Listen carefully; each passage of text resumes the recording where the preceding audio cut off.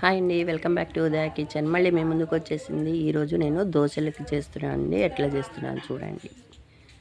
ఇదిగోండి మినపప్పు పోసుకున్నా. ఇదిగోండి ఇది దోశకి పోసాను అండి. ఇదిగో 3 వంతులు పోసాను అండి. ఇదిగో దీని దాకాను 3 వంతులు పోసాను దోశకి. ఒకటికి 3 పోస్తానండి దోశకి.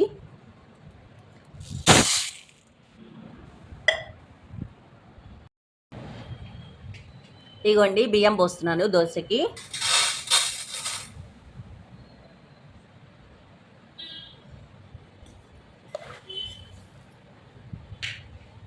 ఇదిగోండి ఒకటి,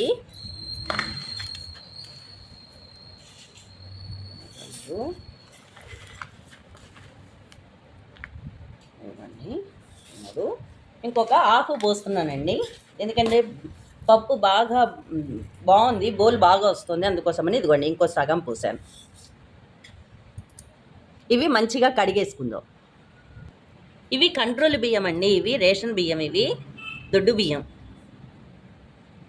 దోశ బాగా వస్తుందండి, హోటల్లో వేసే దోశలాగా వస్తుంది. ఇవ్వండి మంచిగా కడిగి పెట్టేస్తాను.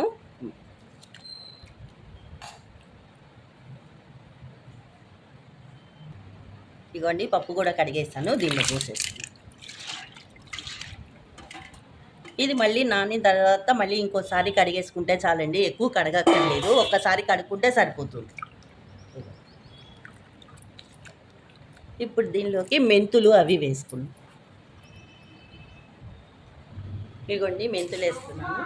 ఇదిగోండి 1 స్పూన్.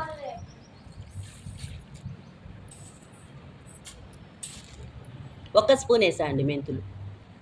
ఇదిగోండి 1 స్పూను శనగపప్పు వేస్తున్నాను, పచ్చి శనగపప్పు అండి ఇది.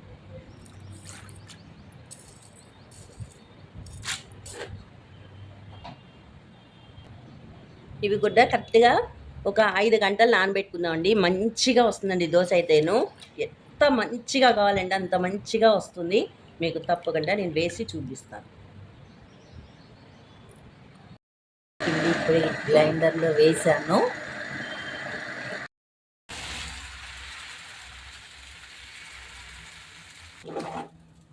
ఇదిగోండి నేను ఇట్లా చేశాను, ఇట్లా పెట్టానండి పిండి. ఇంత పలచగా ఉంది, అయినా కూడా ఎంత మంచిగా వస్తున్నాయో చూడండి దోశలు.